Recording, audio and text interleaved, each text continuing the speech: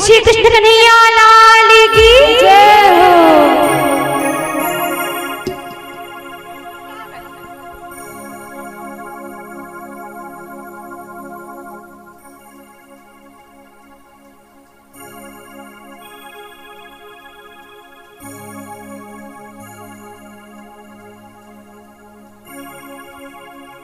हरिओम। हमारे मित्र मंडली के जो सदस्य हैं वो व्यासपीठ पूजन के लिए आ जाएं।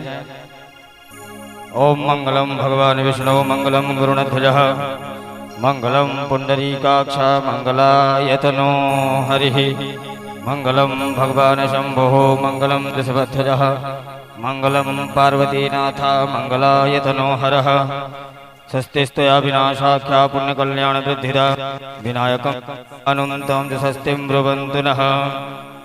ओम भू शांतिरंतरिक्षगुं शांतिः पृथिवी शांतिरापः शांतिरोषधयः शांतिः वनस्पतयः शान्तिर्शिवे देवाः शान्तिर्ब्रह्म शान्तिः सर्वगुं शान्तिः शान्तिरेव शान्तिः सामा शान्तिरेधि यतो यतः समीहसे ततो नो अभयं कुरु शन्नः कुरु प्रजाभ्यो भयन्नः पशुभ्यः सुशान्तिर्भवतु। श्रीमन्महागणाधिपतये नमः।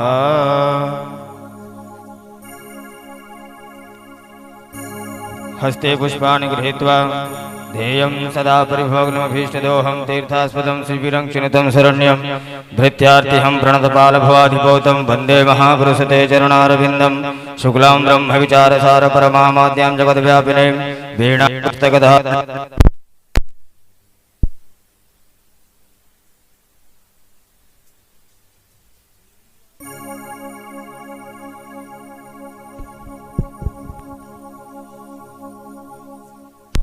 नमः। सर्वोपचारार्थे गन्धाक्षतपुष्पाणिं समर्पयामि।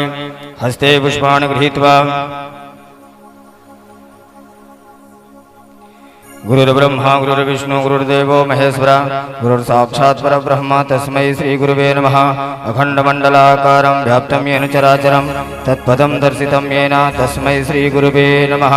श्रीगुरुचरणकमलेभ्यो नमः। सर्वोपचारार्थे नमस्कारान् समर्पयामि। धूपं दीपं प्रदर्शयितम्। ओम धूरसि धूर्वधूर्वन्तं धूर्वतं मान धूर्वतं धूर्वं वयं धूर्वामः।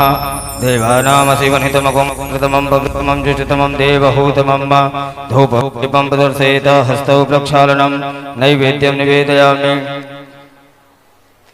ओम नाभ्यायासीदन्तरिक्षगुं शीर्ष्णौ देवघोषमवर्धता पद्भ्यां भूमिर्दिशः श्रोत्रा तथा लोकान् कल्पयन् नैवेद्यं निवेदयामि। नैवेद्यान्ते ध्यानान्ते आचमनीयं जलं समर्पयामि। प्राणाय स्वाहा पानाय स्वाहा व्यानाय स्वाहा उदानाय स्वाहा समानाय स्वाहा मध्यपानमुद्रा पोषणं जलं समर्पयामि। ऋतुफलानि ताम्बूलपेटिकां द्रव्यदक्षिणां समर्पयामि। हिरण्यगर्भगर्भस्थं हेमबीजं विभावसो अनन्तपुण्यफलतः मतः शान्तिं प्रयक्ष मे। कृतायाः पूजायाः सात्पुण्यार्थे द्रव्यदक्षिणां समर्पयामि।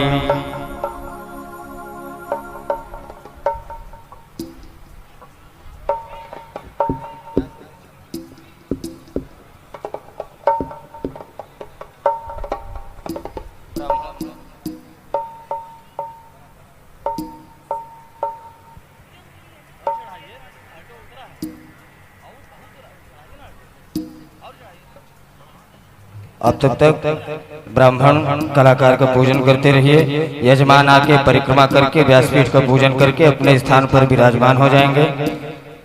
जरा शीघ्रता से करते हुए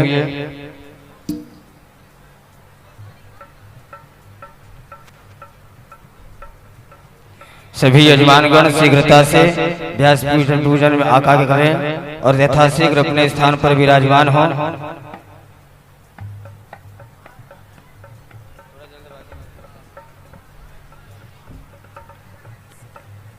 मित्रमंडली हमारे कलाकार बंधु गंधर्वों के साथ ब्राह्मण पूजन करते हुए व्यास पूजन करते हुए यजमानगण परिक्रमा करके व्यासपीठ पूजन शीघ्रता से करते हुए अपने यथाउचित स्थान पर विराजमान होंगे।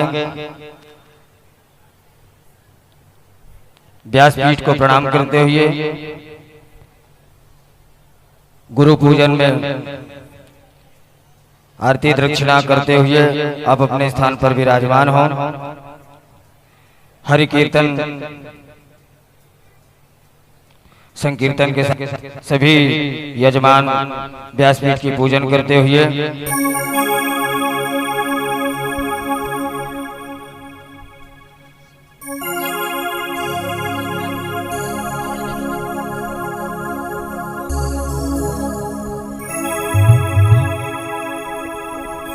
बोल हरि हरि हरि बोल, केशव माधव गोविंद बोल, केशव माधव गोविंद बोल।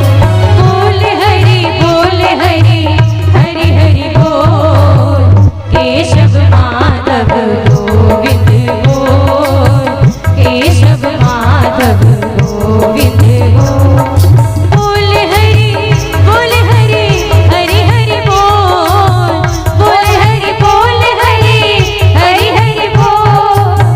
केशव माधव गोविंद बोल, केशव माधव गोविंद बोल।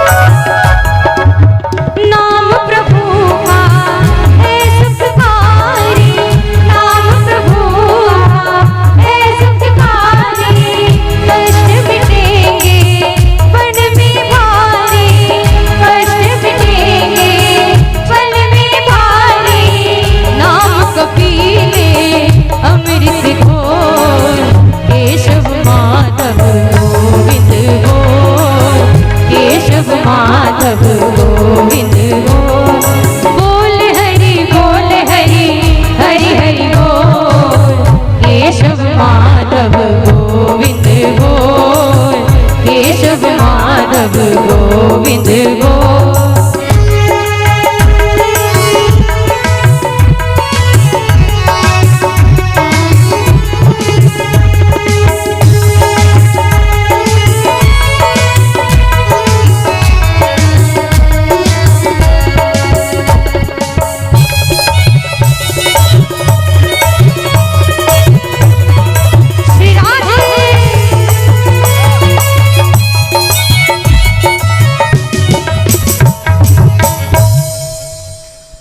तत्पश्चात सभी यजमानगण अपनी अपनी आरती प्रज्वलित करके अपने अपने स्थान पर खड़े होकर भागवत भगवान की आरती करेंगे। जो भी भक्तगण यहाँ पर विराजमान हैं, आप सभी आरती के लिए खड़े हो जावें। मित्र मंडली के जो भी कार्यकर्ता सदस्यगण हैं, आप भी आकर भगवत भगवान की आरती में सम्मिलित हों।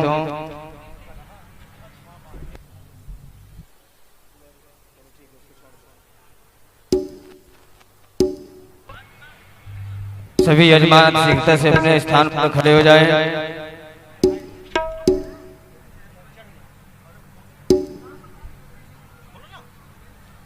ओम चंद्रमा मनसो जातश्चक्षोः सूर्यो अजायत श्रोत्राद्वादश प्राणसिंहात् अग्निरजायत।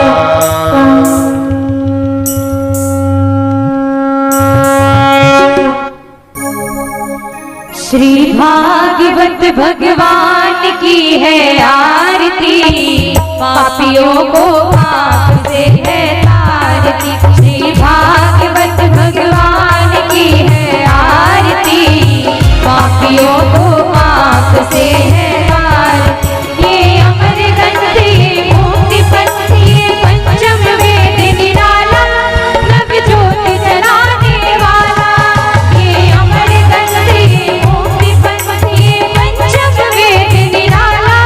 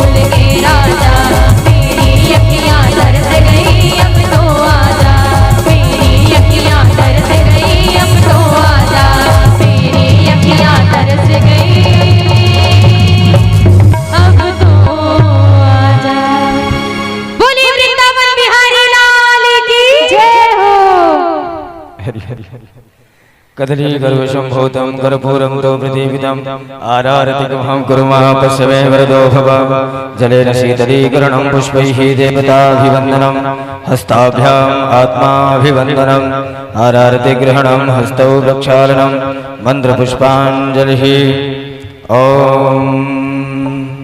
जज्ञेन जज्ञमयजन्त देवास्तानि धर्माणि प्रथमा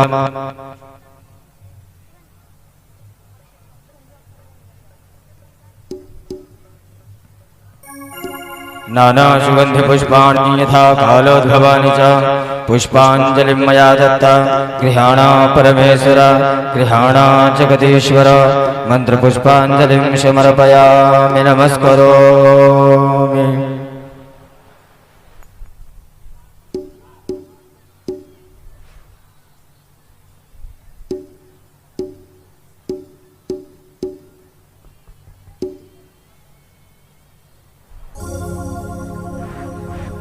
हरे कृष्णा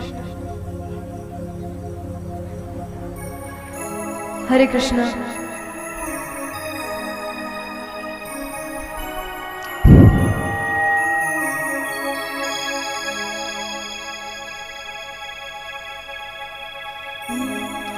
बोलो द्वारकाधीश की जय हो, सिद्धि विनायक महाराज की जय हो, भक्तवत्सल भगवान की जय हो, भगवान श्री महाकाल की जय हो, माता योग माया की जय हो, श्री सुखदेव मुनि महाराज की जय हो, श्रीमद् भागवत महापुराण की जय हो।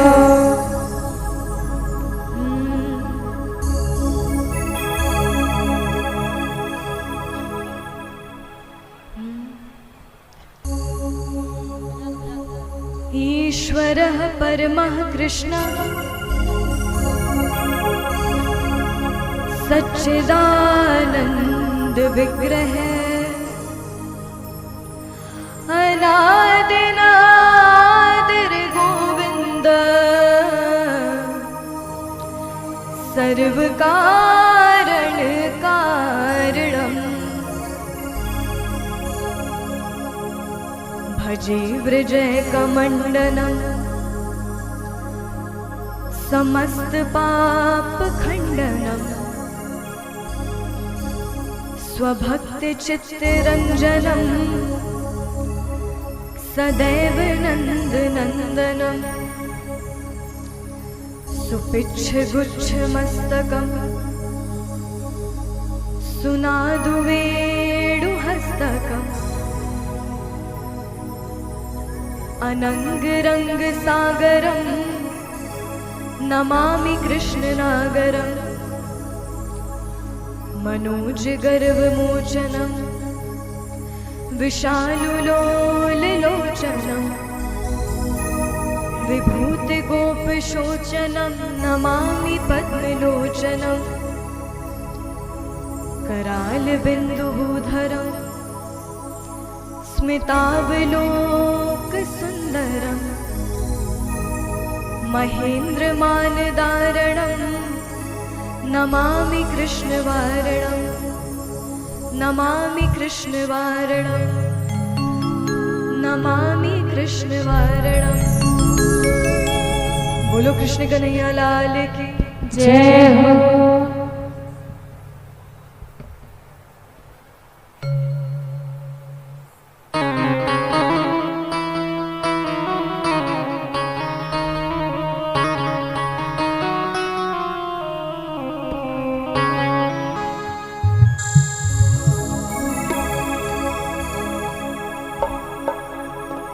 मेरो राधा रमण गिरधारी गिरधारी श्याम बनवारी मेरो राधा।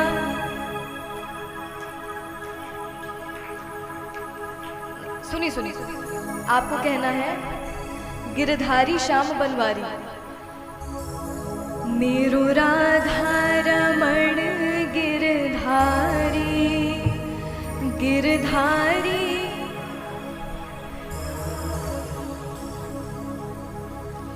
आवाज में दम नहीं है, आप बताइएगा। मेरो राधा रमण गिरधारी गिरधारी, मेरो राधा रमण गिरधारी गिरधारी श्याम बनवारी। मेरो राधा रमण गिरधारी गिरधारी श्याम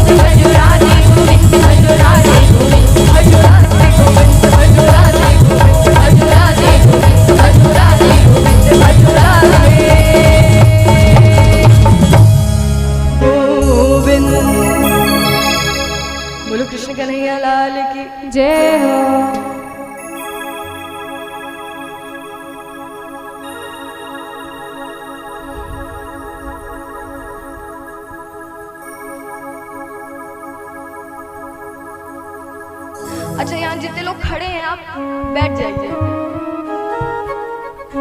काफी खड़े हैं लोग।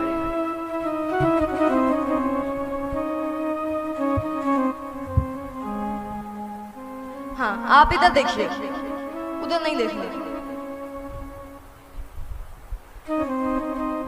और अंत तक, आरती तक यही देखना है।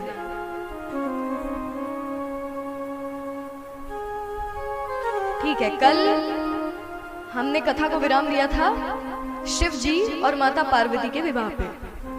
अब आगे बढ़ते हैं। शुरू करने से पहले मैं कुछ चीज बता दूं आपको।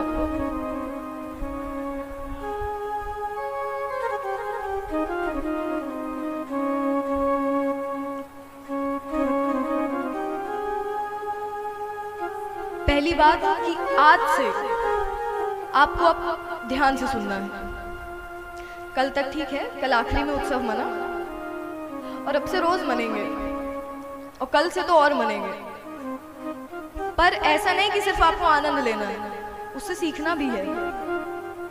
सिर्फ मजे के लिए भगवान ने लीलाएं नहीं की कि तुम बस सुनो और हंसो, उससे शिक्षा भी लेनी है कुछ। तो सबसे पहली शिक्षा तो यही श्री कृष्ण के जीवन से जो हम सीख सकते हैं कि उनने धर्म का रास्ता दिखा दिया। यहाँ धर्म विशेष की बात नहीं हो रही, यहाँ जिस धर्म की बात हो रही है वो हर इंसान के लिए है, किसी पे भेद नहीं करता। और जो चीज आपको अंतर करना सिखा दे, आप समझ लीजिए वो सही नहीं है। जो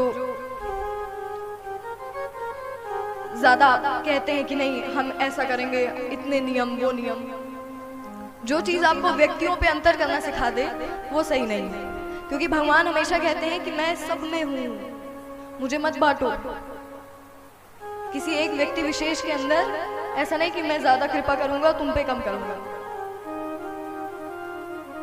और सबसे बड़ी सीख जहां से हमने शुरू किया था, क्या ले सकते हैं कि जो श्री कृष्ण का जीवन है वो हमें विवेक सिखाता है। विवेक का मतलब सामान्य बुद्धि नहीं होती, विवेक का मतलब समझदारी। आपको सही और गलत में अंतर पता हो, और अगर आपकी बुद्धि सही और गलत में अंतर नहीं कर पा रही, आप में विवेक की कमी है। ऐसा नहीं भगवान ने विवेक दिया नहीं, विवेक दिया है आपको, आप प्रयोग नहीं कर रहे उसका। सबसे सीधा उदाहरण देखिए कि किस समय क्या बोलना है। बहुत लोगों को यह भी नहीं पता रहता कि कुछ परिस्थितियों में जो करना सही है, हो सकता है कुछ परिस्थितियों में वही काम गलत हो जाए। तो श्री कृष्ण हमेशा ये सिखाते हैं कि परिस्थिति अनुसार जो करना सबसे उचित है वो धर्म है। इसको एक नियम में मत बांधो। जैसे बहुत लोग बोलते हैं झूठ बोलना बहुत बड़ा पाप है, सच में है। पर अगर ऐसी परिस्थिति बन जाए कि जहां आपका झूठ बोलना जरूरी है, वहां बोल देना चाहिए। इसका गलत अर्थ मत निकालिएगा कि अब जहां जरूरत नहीं आप वहां भी कुछ कुछ बोले। इसका उदाहरण महाभारत में आता है कि एक ऋषि तपस्या कर रहे थे और कुछ लोग आके उनकी कुटिया में छुप गए। तो उनने देख लिया ये लोग आए हैं और मेरे घर के पीछे रुके। इतने में कुछ और व्यक्ति आए और ऋषि से उन व्यक्तियों ने पूछा, आपने एक परिवार को जाते देखा है क्या? बोला हाँ देखा है मैं। कहा? घर के पीछे खड़े हैं, जाओ मिल लो। अब वो व्यक्ति कौन थे? हाथों में हथियार था, मारने के इरादे से आए थे। अब देखा जाए तो वो ऋषि कह सकते थे यहाँ नहीं है, मैंने नहीं देखा, आप जाइए। पर ज्यादा सत्यवादी होने का नहीं, पीछे हैं घर के, जाओ देख लो। इसका रिजल्ट क्या हुआ? इसका फल ये हुआ कि वो लोग गए और जितने पीछे जो लोग छुपे थे उन सबको मार दिया। और फिर उन ऋषि को नर्क मिला था सच बोलने के लिए। तो सच की परिभाषा ये नहीं है, आपको बस इतना देखना है कि परिस्थिति में क्या करना सही है। इस समय इन परिस्थितियों को देखकर मेरा क्या करना सबसे ठीक है। भगवान ने भी वचन दिया था मैं शस्त्र नहीं उठाऊंगा, पर कल ही हमने सुना कि जब भीष्म पितामह को ज्यादा अहंकार आया तो भगवान ने रथ के पहिए ही उठा लिए। तो जब अवसर मिले तब कुछ प्रतिज्ञाएं, वचन आप उनको किनारे रख सकते हैं, क्योंकि परंपराएं, ये वचन, ये आपके लिए हैं, आप उनके लिए नहीं है। और सबसे बड़ी बात, जो धर्म है और विज्ञान है इसमें कोई अंतर नहीं है। 1945 में अमेरिका के साइंटिस्ट डॉक्टर रॉबर्ट ओपेनहाइमर, उन्होंने सबसे ज्यादा घातक शस्त्र का निर्माण किया, जिसे परमाणु ऊर्जा कहते हैं, एटॉमिक न्यूक्लियर वेपन। और संस्कृत के जिस श्लोक से वो प्रभावित थे वो भगवत गीता का श्लोक था। और जब वो सफल हुए तो उनके शब्द क्या है, देखिए, क्षमा करिएगा, अंग्रेजी के शब्द है कि if the radiance of the thousands of sun would burn once at the sky, it would be like the vendor of the mighty one, and now I am become death, the destroyer of both the worlds. मतलब कि भगवान कृष्ण कहते हैं भगवत गीता में कि मुझ में करोड़ों सूर्यों का तेज है, मैं ही बनाता हूं और मैं ही खत्म करता हूं।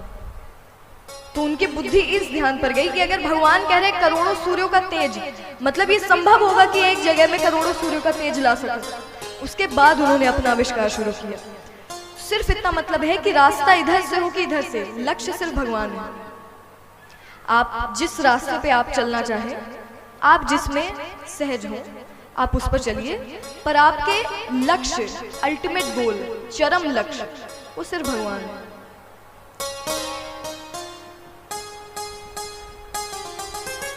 आगे बढ़ते हैं। सृष्टि के आरंभ में जब दुनिया बन रही थी तब ब्रह्मा जी ने ध्यान किया। उनके एक अंग से स्वयंभू मनु और एक अंग से माता शतरूपा आती है। स्वयंभू मनु के 3 पुत्रियां, 2 पुत्र, उनमें एक पुत्र का नाम उत्तानपाद। अब उनके बाद वो महाराज बने थे। उनकी एक पत्नी थी, नाम था सुनीति, माता सुनीति। बहुत अच्छी, बहुत गुण, चरित्रवान। संतान नहीं थी कोई, कई वर्षों बाद भी संतान नहीं थी। तो इस कारण से महाराज ने दूसरी शादी की और जिनसे की बहुत सुंदर, बेहद खूबसूरत, नाम सुरुचि, बहुत सुंदर थी। तो अब महाराज का ध्यान बंटने लगा। पर देखिए, दूसरा विवाह किया था सिर्फ युवराज के कारण। जैसे दूसरा विवाह हुआ, माता सुरुचि गर्भवती हुई, वैसे वहां माता सुनीति भी गर्भवती होती। कह लीजिए भगवान की इच्छा थी कि जो होना है वो तो होके रहेगा। अब देखिए, अब क्योंकि महाराज का ध्यान बंटने लगा, पहले तो सिर्फ माता सुनीति पर ध्यान था, अब छोटी रानी है, उन पर भी ध्यान जाने लगा, ज्यादा जाने लगा, सुनीति माता से भी ज्यादा। तो जो माता सुरुचि के पुत्र थे उनका नाम था उत्तम, और माता सुनीति के पुत्र, उनका नाम था ध्रुव। क्या नाम था? क्या था? ध्रुव। तो एक बार की बात है, महाराज युद्ध जीत कर वापस आ रहे थे, और जब वापस आ रहे थे, अब ध्रुव जी की उम्र 5 वर्ष है, तो ध्रुव जी सीधा दौड़ के अपनी माता के पास जाते हैं, बोलते माता पिताश्री आ गए, चलिए स्वागत करने चले। माता ने कहा मेरा मन नहीं जाने का, तुम भी मत जाओ। क्यों? पिताजी आए हैं, इतने दिनों बाद आए, मैं क्यों ना जाऊं? तो सुनीति माता कहती हैं कि पुत्र, मैं नहीं चाहती इतनी छोटी उम्र में तुम्हें दुख, पीड़ा, धोखा, इन शब्दों का मतलब पता चले, इसलिए मैं कह रही हूं मत जाओ। ध्रुव जी कहते हैं नहीं, मैं जाऊंगा स्वागत करने। इतने में महाराज आते हैं महल में।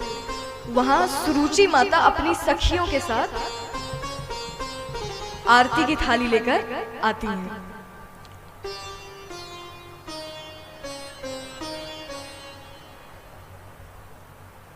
आरती की थाली लेकर आती हैं। तो ध्रुव जी दूर से देख रहे हैं कि छोटी माता स्वागत कर रही है पिताश्री का। बहुत अच्छा है। अब पिताश्री आते हैं और सीधे जाते हैं माता सुरुचि के कक्ष में और द्वारपालों से कहा किसी को आने मत देना। ध्रुव जी आते हैं वापस माता सुनीति के पास। तो ध्रुव जी ने कहा अभी मैं मिल नहीं पाया अच्छे से, पर मैं अब जा रहा हूं, अब अच्छे से मिलूंगा पिताश्री से। सुनीति माता कहती है पुत्र मैं बार बार कह रही हूं मत जाओ, इतने छोटे हो भी तुम कुछ नहीं जानते राजनीति क्या होती है, और जानो भी मत, तुम्हारी उम्र नहीं है जानने की। ध्रुव जी कहते हैं पिताश्री से मिलने में क्या राजनीति होगी मेरी। उन्होंने कहा ठीक है जाओ, देख लो, खुद देख लो। ध्रुव जी जाते हैं, द्वारपालों ने रास्ता, आप नहीं जा सकते, महाराज ने मना किया। ध्रुव जी कहते हैं अच्छा मैं राजकुमार हूं यहाँ का, खोलो, पिताश्री है वो मेरे। द्वारपालों ने कहा हम अपने मन से नहीं रोक रहे, महाराज ने मना किया। ध्रुव जी कहते हैं सुनो, मुझसे दुश्मनी बहुत भारी पड़ेगी, क्योंकि फिर राजा मुझे बनना है, फिर तुम्हारा क्या होगा। और पिताश्री मुझसे ज्यादा किसी से प्रेम नहीं करते, अगर मैं कह दूंगा इन दोनों को हटा दो तो एक क्षण समय नहीं लगाएंगे, मुझे जाने दो। तो दो द्वारपालों ने रास्ता खोल दिया। ध्रुव जी अंदर गए, अंदर जाके सीधे महाराज की गोद में बैठे। पिताश्री आप आ गए, कितने दिनों बाद आए। अब महाराज को भी बहुत अच्छा लगा, महाराज जी ने ध्रुव जी को हृदय से लगाया। कैसे हो तुम पुत्र। पीछे से माता सुरुचि आती है। सुरुचि माता ने देखा आज ये गोद में बैठा है, कल राज सिंहासन पे बैठ जाएगा। तो माता सुरुचि आती है और बोलती है उतरो नीचे, क्या कर रहे हो तुम वहां पर। ध्रुव जी को लगा ये कैसे बोल रही है छोटी माता। माता सुरुचि कहती है वो तुम्हारा स्थान नहीं है। ध्रुव जी कहते फिर मेरा स्थान कहाँ है। माता सुरुचि ने कहा जाओ अपनी माँ से पूछो कहाँ है तुम्हारा स्थान, और वो जिस स्थान पर तुम बैठे हो वो मेरे पुत्र उत्तम का है, तुम्हारा नहीं। ध्रुव जी कहते हैं वो तो ठीक है, पर मेरे भी तो पिताश्री हैं छोटी माता, मेरी गलती क्या है। माता सुरुचि कहती है जाके भगवान विष्णु से पूछो तुम्हें मेरी गर्भ से जन्म क्यों नहीं दिया। अब ये महाराज भी देख रहे, बोल नहीं रहे कुछ। कहते हो गया बेटा उठ जाओ, उठ जाओ, वो नहीं मानेगी। तो ध्रुव जी रोते रोते जाते हैं अपनी माँ के पास, और जब उनकी माँ ने ध्रुव जी को देखा, मैं बोल रही थी मत जाओ, जाओ हो गया, देख लिए पिताश्री से मिल लिए तुम, मैंने मना किया था कि मत जाओ। ध्रुव जी रोते रोते कहते हैं माता मेरी गलती क्या, छोटी माता ने ऐसे क्यों कहा, वो तो मेरी माँ है। तो सुनीति माता कहती है पुत्र यही है दुनिया, इसको जितनी जल्दी समझ जाओगे उतना अच्छा तुम्हारे लिए, क्योंकि यहाँ पर जब तक तुम्हारे अनुसार है सब तुम्हारे अपने हैं, हर इंसान तुम्हारा अपना है। जहां तुम्हारा समय थोड़ा बिगड़ा कोई साथ नहीं रहेगा, कोई तुम्हारे साथ नहीं रहेगा, और इसको जितनी जल्दी स्वीकार कर लो उतनी कम तकलीफ होगी। और ऐसा नहीं तुमको मन से स्वीकार लो, क्योंकि अगर ऐसा नहीं होता तो फिर भगवान हमें भेजते क्यों यहाँ पर। ध्रुव जी कहते हैं वो तो ठीक है, पर वो तो छोटी माता है ना, उन्हें बोलना तो नहीं चाहिए था ऐसा। तो देखिए एक सीमा के बाद फिर माता सुनीति नाराज हो जाती है, बोलती अरे तुम भी बात कर रहे हो क्या, वो तुच्छ महाराज की गोद में बैठने को रो रहे हो। अरे बैठना है तो भगवान विष्णु की गोद में बैठो, जहां से तुम्हें कोई नहीं उठा सकता। क्या एक महाराज की गोद में बैठ रहे हो, वहां से कोई तुम्हें नहीं उठा सकता। ध्रुव जी कहते हैं भगवान विष्णु, आज सुबह से 3 बार मैंने नाम सुन लिया। कौन है माता, भगवान विष्णु कौन है? तो देखिए, सुनीति माता के कक्ष में ही एक छोटा मंदिर था, वहां किसी को ले नहीं जाती थी, वो अकेले रहते थे। आज पहली बार ध्रुव जी का हाथ पकड़ के वो वहां पर ले जाती है, और वहां भगवान की चतुर्भुज स्वरूप की प्रतिमा। अब ध्रुव जी जैसे देखते हैं भगवान की प्रतिमा को, एक टक नजर, ये है भगवान विष्णु। ध्रुव जी की नजरें नहीं हट रही उनसे। तो माता सुनीति ने कहा, हाँ ये है भगवान विष्णु, हाथ जोड़ो। ध्रुव जी हाथ जोड़ना भूल। ध्रुव जी कहते हैं, माता क्या भगवान विष्णु हमसे बातें कर सकते हैं? क्या हम उनसे मिल सकते हैं? क्या हम उन्हें देख सकते हैं असली वाले? ये नहीं। तो माता कहती, बिल्कुल मिल सकते हैं, पर बहुत कठिन है, नहीं मिल पाते लोग। जन्मों जन्मों तपस्या करते हैं तो भी नहीं मिल पाते। और बातें ठीक है, तुम बातें क्यों करना चाहते हो, ये बात जरूर है कि हमारी जो भी प्रार्थना है, हमारी बातें उन तक पहुंचती जरूर है, भले जवाब ना मिले हमें, पर हमारी बातें वहां तक पहुंच जाती हैं। तो ध्रुव जी कहते हैं, उन्हें कैसे पता चलता है हमारे बारे में? तो माता कहती है, बेटा उन्हें सबके बारे में पता है, वो मनुष्य नहीं है, वो भगवान है। ध्रुव जी ने कहा, भगवान? भगवान कहाँ रहते हैं? बोले, बेटा यहाँ नहीं, बैकुंठ में रहते हैं वो। बैकुंठ? हम जा सकते हैं बैकुंठ? बोलते, अब प्रश्न मत पूछो, अब सो जाओ थोड़ी देर। अब देख, जिज्ञासा तो मन में आ गई, मैं मिल के रहूंगा, कहाँ मिलेंगे, कितनी दूर होंगे, और मैं नहीं, ये आएंगे मुझसे मिलने। अब रातों रात जैसे माता सुनीति आराम करने के लिए बैठती हैं, उन्हें बिना बताए वो 5 वर्ष का बच्चा ध्रुव जी, वो सीधे वन की तरफ गए, जंगल में। अब क्योंकि क्या सुना था, तपस्या करनी पड़ती है, पता तो है नहीं तपस्या क्या है। वो जाते हैं वन में। अब देखिए, उस समय बहुत खतरा रहता था वन में, डाकू वगैरह भी रहते थे। तो उनमें से कुछ की नजर पड़ी ध्रुव जी पर। आने से पहले ध्रुव जी भगवान से कह के जाते हैं, मैं आपसे मिलने आ रहा हूं, मेरी माता का ध्यान रखना, वो मुझे नहीं देखेगी ना तो परेशान हो जाएगी, मेरी माता की आंखों में आंसू मत आने देना। तो उन डाकुओं ने देखा कि एक राजकुमार सा बच्चा आ रहा है, इतने गहने। उन्होंने कहा, अब तो हाथ साफ करेंगे।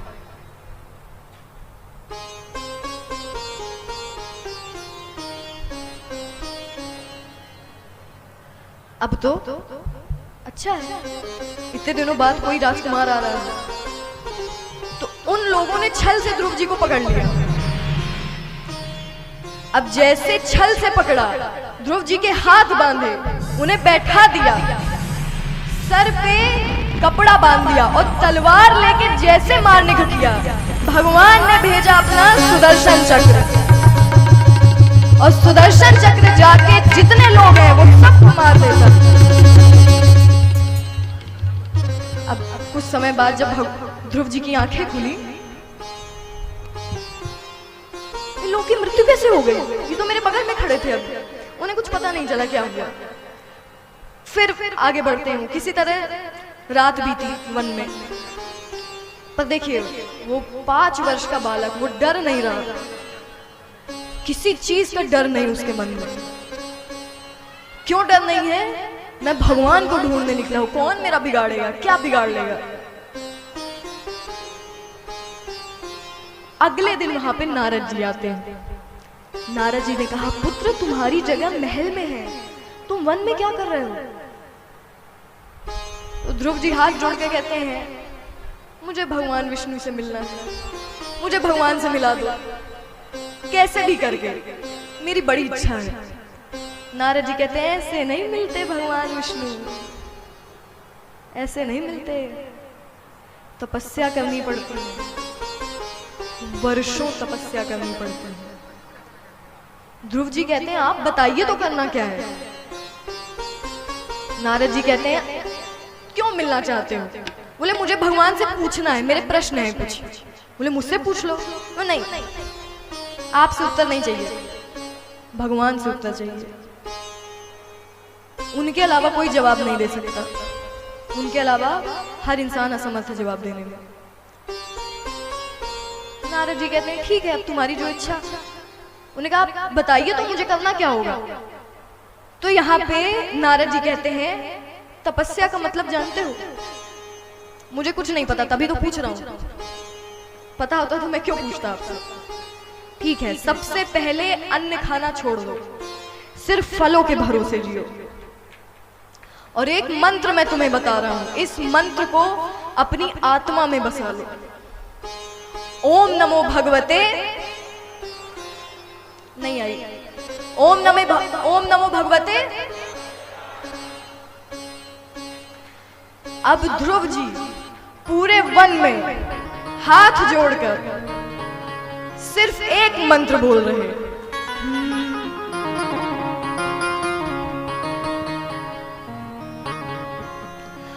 ओम नमो भगवते वासुदेवाय, ओम नमो भगवते वासुदेवाय, ओम नमो भगवते वासुदेवाय, ओम नमो भगवते वासुदेवाय, ओम नमो भगवते वासुदेवाय, ओम नमो भगवते वासुदेवाय, ओम नमो भगवते वासुदेवाय, ओम नमो भगवते वासुदेवाय, ओम नमो भगवते वासुदेवाय, ओम नमो भगवते वासुदेवाय, ओम नमो भगवते वासुदेवाय, ओम नमो भगवते वासुदेवाय, ओम नमो भगवते वासुदेवाय,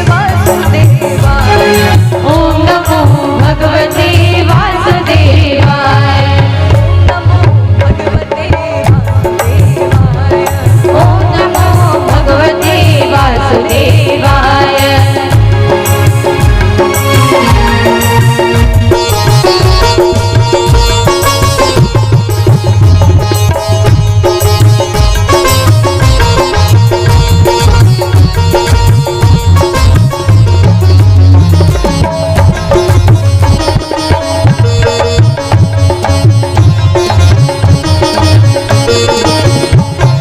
हे नाथ नारायण वासुदेवा, नारायण वासुदेवा, हे नाथ नारायण वासुदेवा, हे नाथ नारायण वासुदेवा, हरे मुरारी, हे नाथ नारायण वासुदेवा, श्री कृष्ण गोविंद हरे मुरारी, हे नाथ नारायण वासुदेवा, नमो भगवते वासुदेवाय, ओम नमो भगवते वासुदेवाय, ओम नमो भगवते वासुदेवाय, ओम नमो भगवते वासुदेवाय, ओम नमो भगवते वासुदेवाय, ओम नमो भगवते वासुदेवाय, ओम नमो भगवते वासुदेवाय, ओम नमो भगवते वासुदेवाय, नमो भगवते वासुदेवाय, ओम नमो भगवते वासुदेवाय, नमो भगवते वासुदेवाय, ओम नमो भगवते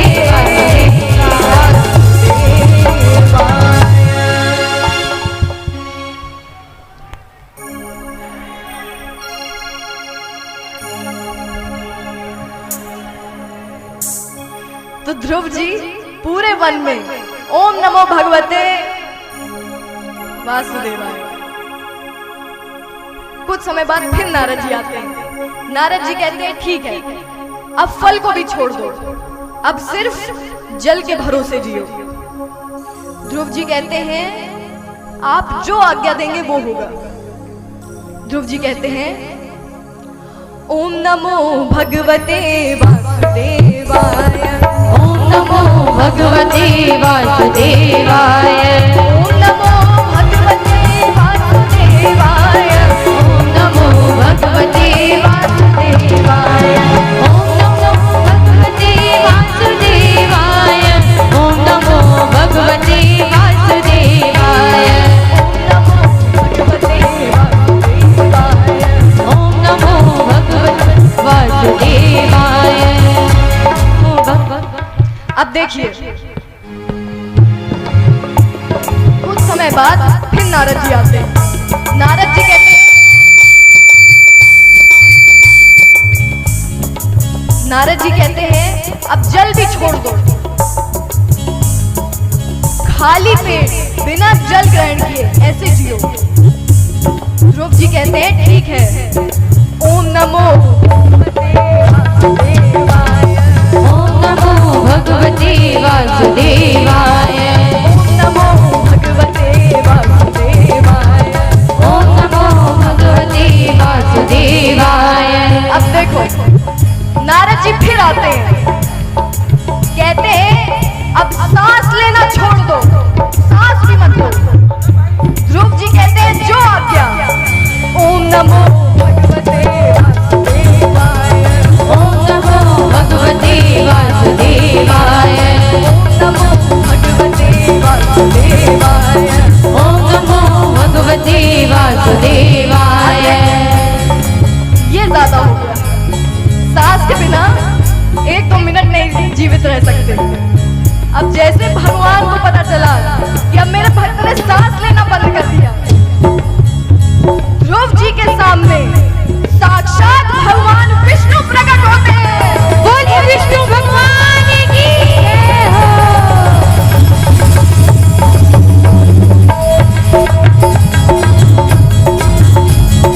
ओम नमो भगवते वासुदेवाय, ओम नमो भगवते वासुदेवाय,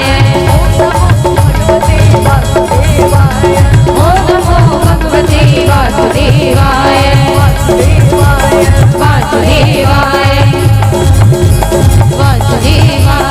वासुदेवाय, वासुदेवाय।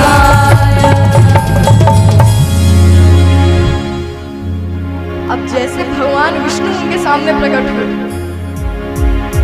ध्रुव जी की आंखें खुली। भगवान कहते हैं आओ। ध्रुव जी सीधा दौड़ते हुए भगवान के हृदय से लगते हैं, प्रभु आप आ गए। क्या क्या किया मैंने, कितने महीनों हो रहे ऐसे। भगवान कहते हैं पूछो जो पूछना हो, सब पता है मुझे। ध्रुव जी कहते हैं मेरे पिता ने मुझे अपनी गोद से क्यों उतारा, मेरे पिता मेरी माता के पास अब क्यों नहीं जाते, छोटी माता ने मुझसे ऐसा क्यों कहा, मेरी माता को इतना दुख क्यों मिलता है। भगवान कहते अरे इतने प्रश्न, कोई एक पूछो ऐसा जिसको तुम सबसे ज्यादा चाहते हो उत्तर। ध्रुव जी कहते हैं मुझे मेरे पिता ने अपनी गोद से क्यों उतारा। यही वो प्रश्न है जो उन्हें सबसे ज्यादा दुख दे रहा था। भगवान ने ऐसा नहीं कुछ उत्तर दिया, उनने अपना दाहिना हाथ ध्रुव जी के मस्तक पर रखा और रखते ही साक्षात माता सरस्वती ध्रुव जी पर विराजमान होती है। बोलिए सरस्वती मैया की जय हो। और माता सरस्वती के आते ही ध्रुव जी कहते हैं प्रभु सारे उत्तर मिल गए, कुछ नहीं पूछना, सब पता चल गया। भगवान ने कहा देखा अब तुम अपने घर जाओ। ध्रुव जी कहते हैं लगता है मुझसे गलती हो गई। उन्होंने कहा क्यों, अब क्या गलती हुई, अब क्या हुआ। तो ध्रुव जी कहते हैं कि मैं अब माता सरस्वती आ गई थी तो बुद्धि आ गई। तो ध्रुव जी कहते हैं मैं क्या पूछ रहा था आपसे, इन सब माया बंधनों को छोड़कर मुझे तो कहना चाहिए था प्रभु मुझे आप मिल जाए, और मैं आपसे प्रश्न पूछ रहा था, मुझे माफ कर दीजिए, मुझे कुछ नहीं चाहिए। घर परिवार सब चला जाए, मुझे आप चाहिए। मैं सब छोड़ने को तैयार हूं, मुझे खुद से दूर मत करो। तो भगवान कहते हैं नहीं, अभी समय नहीं हुआ, सबका समय होता है। उतने समय के लिए तुम गए हो, उतना समय बिताना पड़ेगा वहां पे। समय से पहले कुछ नहीं होता, हर चीज अपने वक्त पर होगी, और अपने वक्त पर हो वही सही है। भगवान कहते हैं अभी बहुत समय है, अभी तुम्हें बहुत कुछ करना है, अभी तुम यहाँ रहो, तुम्हारा रहना ज्यादा जरूरी है। तुम रहो, राजा बनो, अच्छे राजा बनो, प्रजा का विकास करो, आगे बढ़ाओ दुनिया को, विकास करो। जितनी असुविधाएं हैं तुम्हारी प्रजा में, उन सबकी तकलीफों को ठीक करो, दूर करो। और मैं वचन देता हूं, स्थान के लिए मेरे भक्त के आंख में आंसू आए, स्थान के लिए मैं भूल नहीं सकता कभी। इस जीवन के उपरांत सबसे ऊंचा स्थान तुम्हें मिलेगा, तुम्हें ध्रुव लोक का शासन मिलेगा, उससे ऊपर कोई गद्दी नहीं है। जीवात्मा के लिए सबसे ऊंची जगह ध्रुव लोक है, ये मेरा वचन है। अब तुम जाओ महल में, अच्छे से राज करो। अभी तुम्हारे कर्म बचे, बिना कर्म किए संपन्न हुए कुछ नहीं होगा। ठीक है, ध्रुव जी को भगवान खुद छोड़ने जाते हैं गरुण जी पर। ध्रुव जी को उन्हें छोड़ा। अब राजा देखते हैं ध्रुव जी को, बोलते हैं अरे पुत्र तुम आ गए, मैं कितना ढूंढा तुम्हें। माता सुरुचि को भी गलती का एहसास हो गया, वो हाथ जोड़कर कहती है पुत्र मुझे क्षमा कर दो, अब मुझे समझ आ गई, माफ कर दो, बहुत गलत व्यवहार था मेरा। पर देखिए जो कारण था, उनका कारण क्या था कि मेरा बेटा उत्तम को राज सिंहासन मिलना चाहिए, उत्तम राजा बने। उत्तम एक दिन शिकार करने गया, उस समय उसकी मृत्यु हो गई। तो ना चाहते हुए अब ध्रुव जी को राजा बनना पड़ा। ध्रुव जी राजा बने, और जब तक वो